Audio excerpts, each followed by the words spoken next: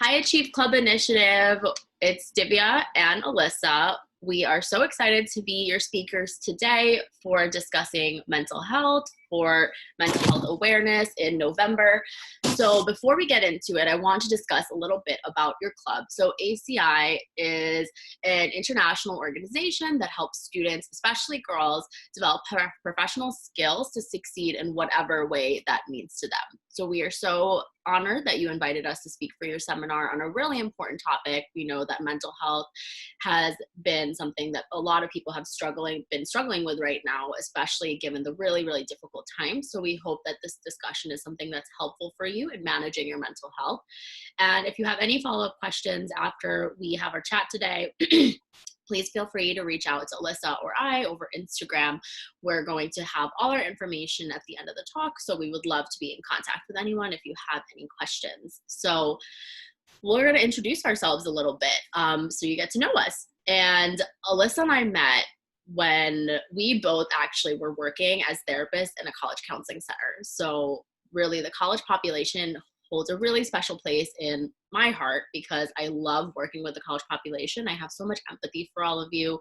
There's a lot of stressors that go on during college, a lot of transitions. And I mean, especially during this COVID time, it's extremely rough. Like there's so much happening. So when a lot of impacts on mental health. And so that is something that we're really passionate in working with college students to navigate a lot of these transitional periods of their lives. And additionally, it brought me a really wonderful friend and colleague, Alyssa. So that's another reason I enjoy the college population, because it led me to Alyssa. So now I'm going to let Alyssa chat a little bit about her and talk about what we're going to be covering today. Awesome. Thanks so much, Divya, for that introduction. Hi, everybody. My name is Alyssa Deutschman. I have a Ph.D. in clinical psychology, and I currently work as a clinical psychologist at a private practice in New York City.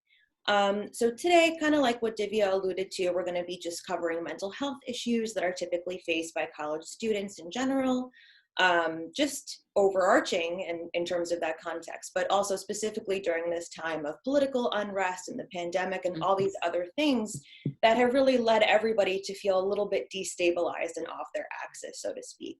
So we're going to be giving sort of some education based on our clinical training and knowledge of psychological research about sort of common mental health issues that college students face, and sort of provide as many coping skills as we possibly can in the time allotted, just sort of to help you navigate through these difficult times. Yeah, and with these difficult times, I mean, there's a lot of uncertainty. And I think that for most people, like I know Alyssa and I have talked about this, but with our own clients and even for us, that's the part that's really hard, is to sit with the uncertainty of the situation, with uncertainty of how long things are going to last, how long the economy is going to be the way that it is. I know that it's had a lot of impacts on people in terms of uncertainty, when they're going to be able to get a job, when they're going to get that internship, when are you going to be able to see your family, or on the flip side, how long are you staying with your family? So that uncertainty, we know that one all too well, but like the uncertainty is the part that makes it so difficult to really sit every day, to wake up every day with that same pit in our stomachs that are still uncertainty. And so we're going to talk about that. And it is something that's difficult for me, at least with the uncertainty. I've been trying to embrace it as much as I can and to control what I can and can't control, because at the end of the day, can't really control what is happening in the world, and there's a lot of chaos, but I can control how through my day that I use my time, like how I can control my routine. I can control the ways that I allocate time in my day, and regaining some of that has been empowering for at least me, because I remember in the beginning of the whole situation with the pandemic, I felt very overwhelmed. I almost felt like someone had like hijacked my life and that I had no control of what was happening. So that had been something for me that helped with uncertainty. But Alyssa, I want to hear from you too on what have been some things that you've done to help you with this uncertainty. Yeah, so I think before even jumping into that, I just kind of want to normalize the distress that maybe some people are feeling. Maybe you're not recognizing yourself in terms of not having as much energy or motivation just due to this uncertainty that Divya is talking about. Maybe you're finding yourself procrastinating more or not being active as much due to restrictions of the pandemic and gyms being closed. So I just kind of want to throw that out there. So Such a great point. yeah, just so that people at home don't sort of overly pathologize themselves, because like Divya said, like she even had a hard time. We're therapists, so Yeah. we know these skills in terms of sort of de-escalating ourselves and centering ourselves. And even in spite of all of our knowledge and years of education, it was hard for both of us, just in terms of, you know, oh my gosh, what's going to happen to our jobs? How are we best going to serve our clients as we transition to sort of telehealth instead of in-person therapy? Just like you guys shifted from, you know, in-person learning to online learning, all of those different adjustments have been, yeah, just really destabilizing. It's been hard to find a center. So I just kind of wanted to normalize that for everybody, that we're all going through that, as Totally. cliche as that sounds. Yeah. And some days are worse than others, you know, like, so I have some weeks and that I feel like, okay, I'm getting the hang of this. And then I feel so destabilized again that, you know, I really feel that I don't have control over things. And it's really like almost feels like a wave. I don't know if you've had that experience, but some days are good, some days are bad. But I don't think a lot of us are used to being this thrown off our axis, like you'd said. Yeah, absolutely. And Divya, did you want to maybe talk specifically about how the college population has been affected by the shift to online learning classes? Do you want to kind of guide us through that? Yeah. So one of the main things that at least Alyssa and I saw, so when we were actually working at the College Counseling Center, we were working there right in March time, right when everything went virtual. I remember that Friday we were in our meeting and they were all like, we're going virtual. Everyone started to go online, and I remember Alyssa and I were talking and we're like, how the heck do we go virtual? Like, what does that mean? Like, what software do we use? We aren't used to using computers. So for us, it was even an adjustment as therapists at a college counseling center doing online learning, but we saw it was really difficult for a lot of students to adjust because it's so different. The way of teaching is different. There's not as much of that connection also, which I know some students have found to be difficult. It's not as personable anymore. And for some people, that can make it harder to stay focused. It can be harder to be motivated, especially because there are extra stressors put on with the online learning. And I think that online learning also is navigating a lot of new challenges that people aren't used to doing. Some tech challenges. Not everyone has all the supplies they need for online learning. And so pivoting to that has been difficult as well. So that's something that I've seen with online learning adjustment. And again, that ties a bit into the uncertainty piece that we don't know, again, how long we're going to be doing online learning. So that can be difficult as well. Right, exactly. And just speaking of like having difficulty staying engaged in online classes, you know, you can always turn your camera off during Zoom, which I know a lot of students do, and they could be doing a million other things. And then when it comes time to study for the midterms, obviously you haven't been able to absorb as much information as perhaps you would have been able to if you were doing in-person typical style lectures that we were all used to in the pre-pandemic days. So it's an additional point. Yeah. And I think also not really knowing your professors. I don't know. That's been one too that I've heard. And I know for me, when I was in college, that my connection with my professors was something that really had me engaged in classes. So that's another hard part of it. Absolutely. And I think just moving on to a different issue that college students have been facing with all of this new normal is just sort of routine setting when the context of our lives is so different on the day-to-day. In the past, I'm sure some of you were used to maybe working a part-time job, you know, in addition to being in school or commuting to school, living far away from campus, getting in your car, taking public transportation. All of those things sort of forced you to become regimented into a routine, and it sort of helps you to just kind of keep that momentum up throughout the week. But of course, when the pandemic hit, all the things that we were used to in terms of our normal routine had been completely disrupted, which I think led a lot of people to sort of maybe feel depressed or feel more anxious when that typically wasn't their experience in the past, just because it can be so hard to feel the same way when we're so set off of our axis. Just our energy levels change, our sleep might change, our appetite may change. So one thing that Divya and I really worked on with a lot of students during that time was the importance of routine setting in this new normal. So that includes strategies like setting alarms, making to-do lists, keeping a day planner, sort of just, you know, waking up at the same time every day, eating lunch at the same time every day, trying to incorporate as much physical activity in the house as you can, whatever form that may take for you, given your resources. So just trying to maintain that level of structure can really help prevent you from becoming more fatigued, more lethargic, maybe more depressed, everything like that. And it will also help just sort of lead you to feel more motivated and engaged for class and even social activities as well. So that's kind of the overarching importance of how curative and how stabilizing routine setting can be. Routine setting is so important. Thank you for bringing that point up, Alyssa. And we even saw with people that, remember when we'd say and encourage, like, let's start to set routines at the beginning of the pandemic, people would come the week after and be like, that was really helpful. And I really had more motivation. I really had started feeling a bit better, because that really regains a sense of control that we might feel like we lost, but then taking some control in our own hands. So that's like such an important thing you just brought up. It's also really applicable. Like, people can watch this and immediately go and do that. They don't need a ton of steps to be able to start setting their routines. Right. Absolutely. 100%. So effective. And Divya, why don't you talk to us about maybe some of the social difficulties that, college women, college students in general have been facing as a result of, the current times in the pandemic. The social part is so hard, especially, and this is something Alyssa and I had talked about also, is if you are someone that really thrives off of social settings, like feeling connected to people, feeling like really fulfilled in interactions, extroverts, I know I'm an extrovert, that this was hard, right? Adjusting to social difficulties. Yes, that it's really hard to be, social distancing and practicing quarantining. And it's so out of what we are designed as humans. Like, we're designed to be connecting to one another. We're designed for human interaction and being with each other. And so a really important thing, I think, is to also remember that, like, social distancing doesn't mean cutting off being social with people. Like, we got to find, again, like that new normal, as Alyssa had said, new ways to interact with friends. But that can be really hard, especially right now, because there is things like, navigating, how do you do social events? Do you see them indoors, outdoors, especially with the weather getting colder? That's another,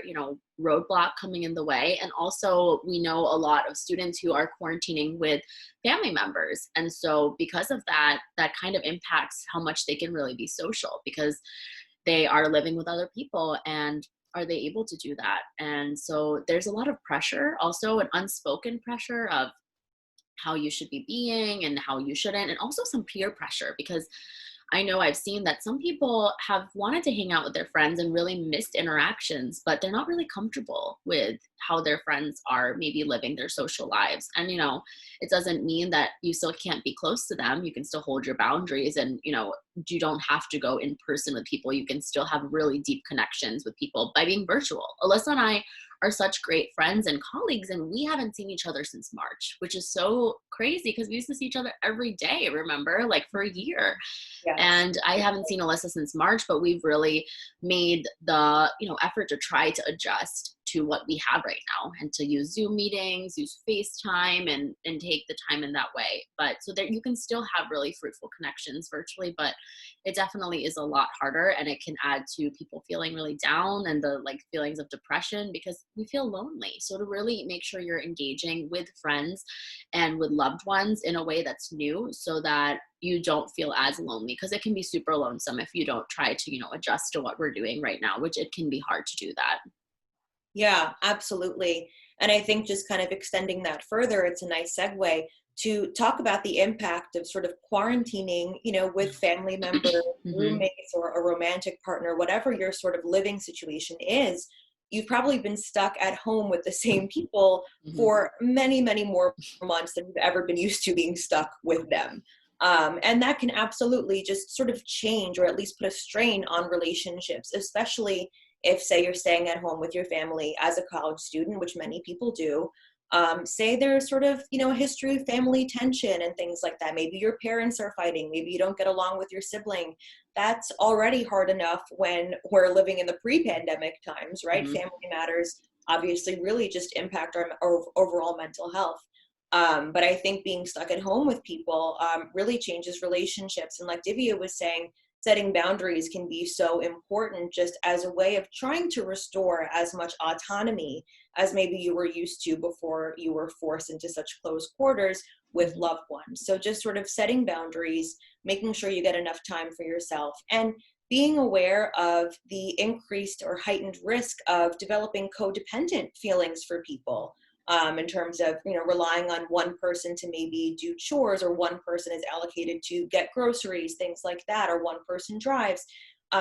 It can be really easy to sort of become overly dependent just because of the context that we're in, and because we're all in kind of survival mode right now. So it's just important to, I guess, be aware of those things, which is why I'm bringing it up. I just want to put it on everybody's radar. So. Mhm.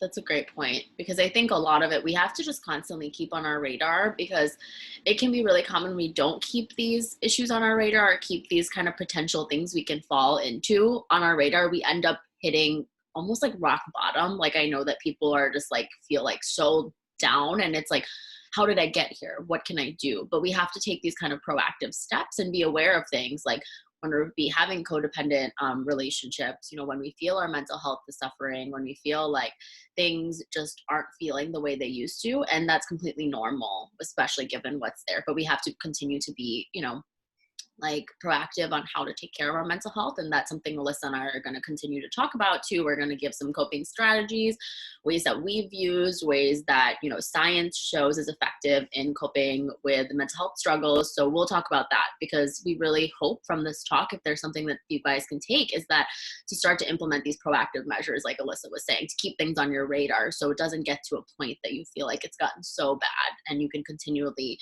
take care of your mental health. And so another thing I want to dive into before we get into talking about coping strategies is another really hard way that the pandemic has impacted college students, and that's through finances and career trajectories. And, wow, I feel really, really, my heart feels really bad for a lot of the seniors. Like, I know it's been so hard with finding jobs, like the economy that we're in. Alyssa and I, actually, when we were at our college, we brought in one of the career counselors, because the biggest struggle, do you remember, Alyssa, we used to ask people what their biggest struggle was during the pandemic, and it was the internships changing, career things changing, and that really impacted people's incomes. And so that was a really big stressor for people, is that like an income that they thought would be there because of an internship or a job lined up, a lot of that is being, put on hold because of the pandemic. And so that impacts people's decisions, such as picking a major, choosing courses, knowing where they should really direct the rest of, their career, at least for the foreseeable future, especially when finances is something that is at the forefront. Because when it comes to things like paying bills and everyday finances, it's really dependent on things like jobs and careers. And so that is really, really hard that a lot of people have been experiencing now. And that's been leading to a lot of mental health struggles, because inevitably, we need some finances to help us with that kind of stuff. And also, I know that has been a really big barrier that has also been preventing a lot of people from seeking mental health treatment due to how the economy is right now. So that's another hope that from this discussion, Alyssa and I can provide with at least some skills that, you would be getting in therapy right now with this discussion. Yeah, absolutely. And just one more point on that before we kind of transition over into our talk about psychoeducation, about mental health conditions and coping skills. I just kind of want to normalize too that just being a college student in and of itself is stressful enough in terms of figuring out your major, balancing studying for midterms and social life, and applying for jobs, writing cover letters, all of those things in any historical context is really stressful and provides just a lot of anxiety, and can trigger feelings of self-doubt. And, it's scary to sort of be thrust into the workforce at the age of 21 anyway to begin with. And you're competing with, your friends who you see are maybe getting master's degrees or pursuing other paths in life. And it's just generally a hard time without all of this added sociocultural context that we're in right now. So just wanted to add that one little point before we great point. Yeah, totally.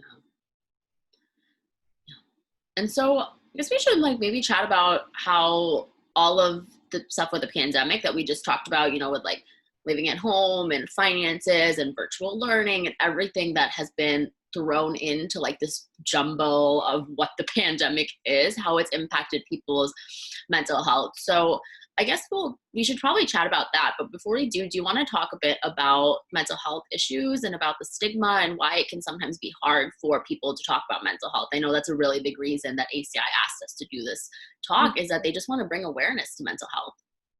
Yeah, sure, absolutely. I mean, you know, I think sort of mental health conditions have been stigmatized in all sort of contexts for as long as we can remember, just in terms of the media, how things are portrayed, how therapy is portrayed, and also, you know, where we come from and certain aspects of our identity, like our culture, like our family values, can really impact how comfortable it is to acknowledge and openly just talk about mental health issues, because in a lot of families it's kind of forbidden. The norm is just to kind of, you know, keep moving on, don't be sad, things like that. And it really creates this sort of deep sense of internalized shame, like, oh my gosh, there's something so hugely wrong with me. So I think that's kind of the impact of internalized stigma as a result of all these and many more factors as well. So I think that creates sort of a barrier between the person even being able to admit that maybe something is wrong, or that maybe it's time to, you know, adjust their behaviors, or even try to talk to someone and find a therapist. So those are just some thoughts about that. Yeah. Yeah, really Great. important. Super, super important. Yeah, to at least like really normalize that a lot of these mental health struggles and what Alyssa and I are going to talk about, like we're talking about it because they're so common. Like they're so common, and it's not something that is often really taught about. Like, what are ways to deal with anxiety? What are ways to cope with depression? And so we really want to have this be a space where you can know that these are perfectly normal conditions. It's part of being human. But, you know, there's a way to live and there's a way to cope that maybe might feel more manageable. So we hope that we can endorse that a bit more. So I guess we should start out with anxiety, right? Like Yeah, that's about the most common one. So right. anxiety, right? Anxiety and stress. A lot of people have had a big increase in their anxiety, really worrying about a lot going on. And this is when, you know, anxiety to a certain level is normal, right? We need anxiety to function, and we need anxiety to, like, for example, a way that I say we need anxiety is if we don't have anxiety, then when we have tests, we wouldn't have any anxiety about it. We wouldn't have any anxiety when we're crossing the street with knowing danger. Anxiety helps us in the way of perceiving what our danger is.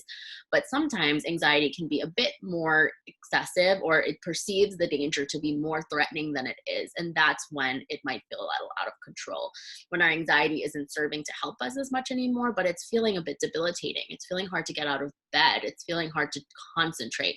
That's when we know that our anxiety levels might be a bit high, and that we need to use certain coping strategies to reduce anxiety levels. So this is one of the most common things we saw with college students, mostly because there's a lot of pressures with being a college student. A lot of things that Alyssa and I talked about, and how she was saying too, that even without a pandemic, there's a lot of stressors about being a college student. It's a really difficult time of life. There's a lot to figure out. So anxiety can be high with that.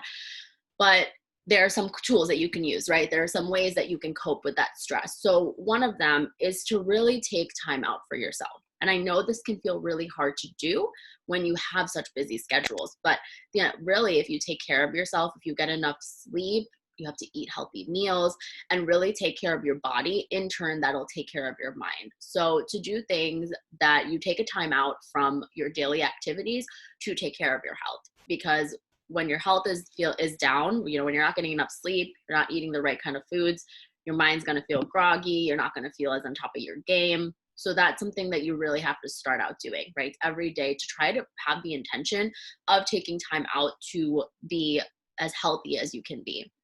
Also, to have some time to do self-care, to meditate, do breathing exercises to ground your body back to baseline. When you're feeling really heightened, the best way is to do deep breathing, or to do belly breaths. That's like when we put one hand on our chest, the other on our belly, and to really inhale and exhale fully, that you feel your belly come up and down, those deep breaths. Because when we're really anxious, we actually don't take deep breaths. We take really, you know, like, what kind of those breaths, Alyssa? You know, the ones that it's like, Shallow, yeah, yeah. the shallow breaths. Yes, exactly. And so those kind of breathing, that can heighten anxiety more, but we need to take full breath. So that's another way to cope. And also to limit caffeine. I know that college students, like, we run off of caffeine. I remember when I was in college, I drank so much caffeine, but at the end of the day, that would make me way more anxious when it would come to taking that test, because I would be drinking coffee till 4 a.m. And so it's not helpful. Yeah, at the end of the day, I know coffee helps with keeping you up, but it can also dysregulate your sleep, and it can heighten the anxiety too. So to drink a healthy amount of coffee, I know like coffee is something a lot of students love, but drink a good amount, right? Drink an amount that feels healthy. And then journaling is also a good way to cope with stressors when you feel like a lot of your anxiety is bottling up. Don't leave it in. I know it can feel like pushing it down, but that anxiety is going to get to a point that it's going to feel overwhelming. It's going to feel like you're boiling over with anxiety. So instead of internalizing in your anxiety, to externalize it and journal about it. That's something that's a really great way to help with your anxiety, to let some of your anxious thoughts out, and also to talk to someone, talk to a loved one, talk to someone you trust. That's the main thing. They have to feel like they would support you, and you trust them. If your college has a college counseling center, that can be a wonderful resource too, to reach out to a counselor at the college counseling center, and they can be of a lot of help too. So that is some stuff with anxiety. Again, Alyssa and I post a lot about mental health tips and managing on our own social media. So we don't have too much time today to dive into everything, but we're going to just give some quick help. But please feel free to look at our other social medias for more. But Alyssa's now gone to talk about depression, right? Because that's another really big one that's been on the rise.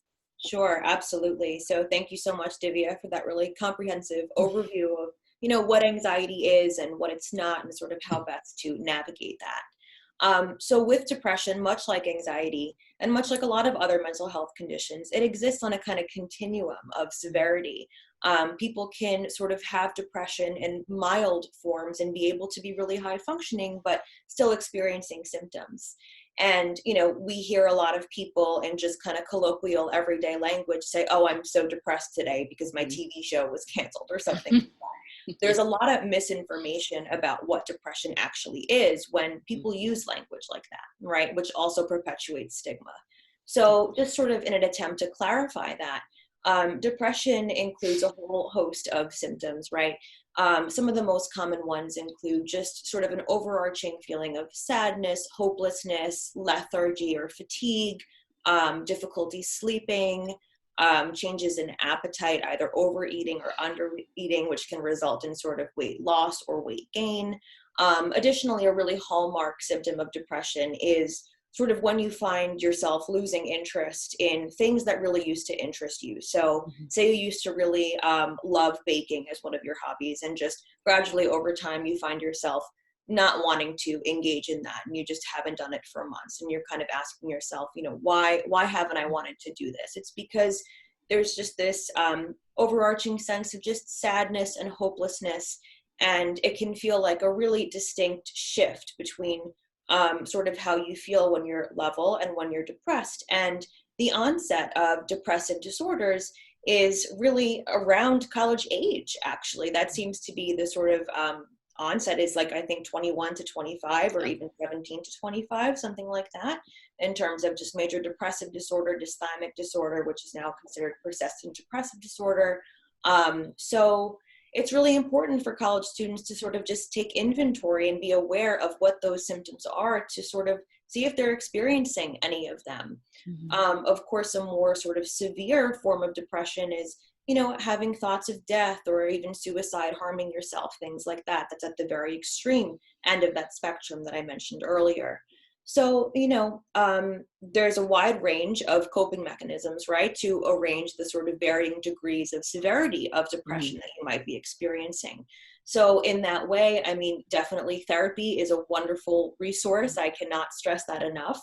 But like Divya said, having access to good mental health care is really challenging for a number of reasons right now. So in lieu of that, just some things that can really be helpful are similar coping mechanisms that Divya mentioned earlier to deal with anxiety. Things like journaling, things like trying to stay active. Physical activity is important for the sort of relief of symptoms pertaining to depression, because it actually releases neurotransmitters in our brain that sort of facilitate a feeling of happiness. So it literally changes our brain chemistry. So that is sort of the number one recommendation I would Mm-hmm. have for people who are experiencing depression, is to just fight through it enough to get active, because it will literally release and stimulate those neurotransmitters. So physical activity goes hand in hand with a good diet, rich in nutrients, taking supplements, getting sunlight, vitamin D.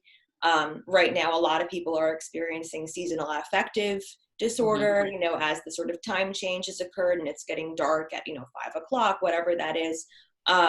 So that's also a sort of common thing that you should also sort of be aware of right now, because many college students and adults alike experience that. Just sort of goes hand in hand with the holiday stress and things like that. So seasonal affective disorder is also a sort of component of depression.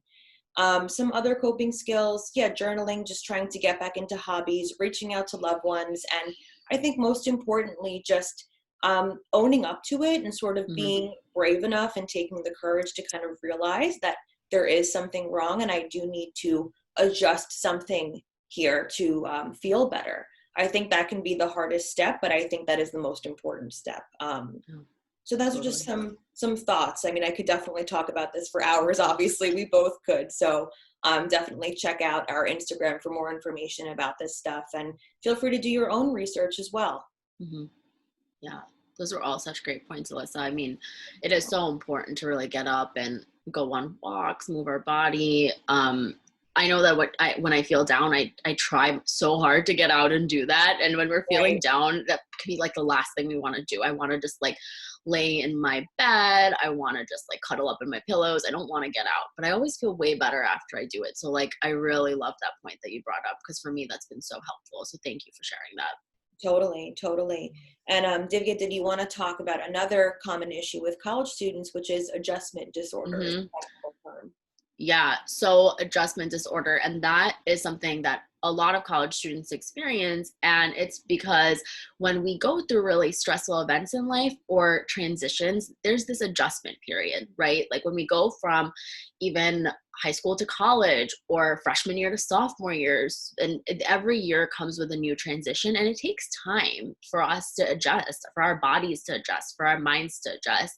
And it can be, when during that time we can feel really confused, sad, hopeless, and we can have physical symptoms even as feeling really fatigued, mentally foggy. A lot of people say that they feel really weighed down, their anxiety is higher, and this is very common during transitional periods of time.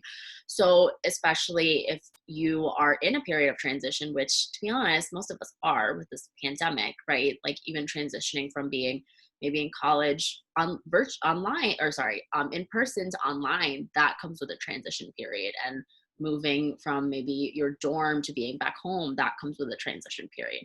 So if you're feeling any of the symptoms of anxiety and depression, to remember, especially if you're in a transition period, a lot of that could be as a result to transitioning, and that our bodies take time to transition, our minds take time for us to really get used to the new things. So this can happen, and we call it adjustment disorder, when the reaction that we have is stronger than the type of event that occurred. So sometimes our bodies can react in a way that really, with a lot of anxiety, right, to an event that will produce anxiety naturally with a transition period, but our body just produces a lot of anxiety, and it can feel to the point that it's unmanageable. And that's when we call it adjustment disorder. So I really want to normalize that transition periods can be hard. So to be really, be compassionate on yourself. If you are going through a moment of transition and things feel rough and they feel a bit unmanageable at times, to know that that's normal, and to know that that is a common experience, because our minds and bodies need time to adjust. And so that is something that, Alyssa and I really wanted to touch on, because we've seen college students be really hard on themselves and be like, I don't know why I'm feeling this way. And then we'll ask what kind of transitions they're in. And it's like, well, I'm transitioning, I'm in a new relationship. And I also am taking 3 classes that are like new in my major. And Right. I'm also now moving in with my parents. And I Right. also am starting a new job. And we're like, okay, there's a lot of transitions. So that's a common experience. Alyssa, do you have anything else to discuss about transitions, and then also like the importance of coping? Because we're talking about coping strategies, but like what is the importance of that too? Yeah, I mean, I think just to incorporate some research or theory from the field of developmental psychology, Mhm. right? This age, college age, is considered what's called emerging adulthood. And just sort of making that transition from sort of like a late adolescence to an adult with, Mhm. many responsibilities, like Divya was saying, whether it be you're triple majoring or you have an internship, you're learning a new language. I mean, it's just a lot of changes are going on. Also, just not in the environmental context that I just mentioned, but also neurologically and in your body and in your brain. Your brain is literally sort of forming and is not fully Yeah. developed until the age of 25. Yeah. So, just in terms of developmental psychology and incorporating aspects of neuropsychology and neuroscience, we're literally still developing humans at that age. So, absolutely be compassionate towards yourself as you're experiencing what is momentous growth as a result of all of these changes. It can feel incredibly overwhelming, just because, like I said, our brains are still forming at that age. So take it easy. Make sure you just sort of baby yourself when you need to, instead of reprimanding yourself for maybe not being able to, do as much as your peers are doing or join that sorority or whatever it is. So I think, like Divya mentioned, self-compassion, in addition to all the other coping skills we mentioned, is just really, really essential to deal with that. So we do want to be mindful of everyone's time right now because we know that this is a busy time. We appreciate you even watching this video. This was your 25-30 minutes of self-care. So we hope that this was helpful. Before we start to wrap up, Alyssa and I are going to share a bit more about ourselves and to share how you can connect with the both of us. So we're gonna go to this. Can you see this, Alyssa? Yes, perfect. Okay, awesome. This is also me transitioning to trying to do virtual things over Zoom. So I'm proud of myself. I was able to get this up. You're So doing here's a great. bit more about Alyssa and I. Feel free to take a screenshot of this and follow us on both on Instagram, connect with us, ask us questions. We really love connecting with people talking about mental health. As you can see, this is our passion.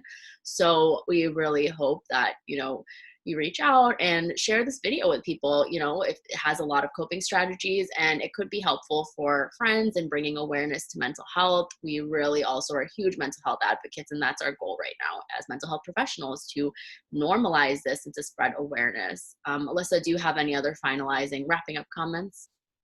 Well, I'm just realizing now that my Instagram handle, my last name is spelled wrong. So I Oh just my gosh, I'm so correct sorry. that. No worries. So it's DEI instead of DIE. We're also going to have both our things tagged in the comments so you can look at them. Totally.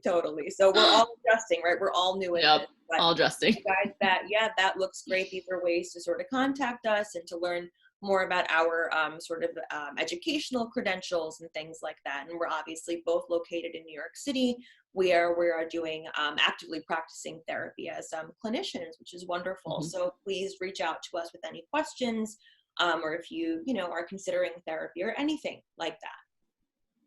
Yeah, it was great being here with you all today. Thank you. Thank you so much. Yeah, we look forward to connecting with you, and thank you for sharing some time with us. We really appreciate it. All right, I'm going to stop sharing this. Did it stop sharing? Yes. Okay, awesome. Still transitioning. All right. So it was nice to connect with all of you. Again, our candles will be in the comment section, so feel free to find us over there. Perfect. Thanks, everyone. Bye.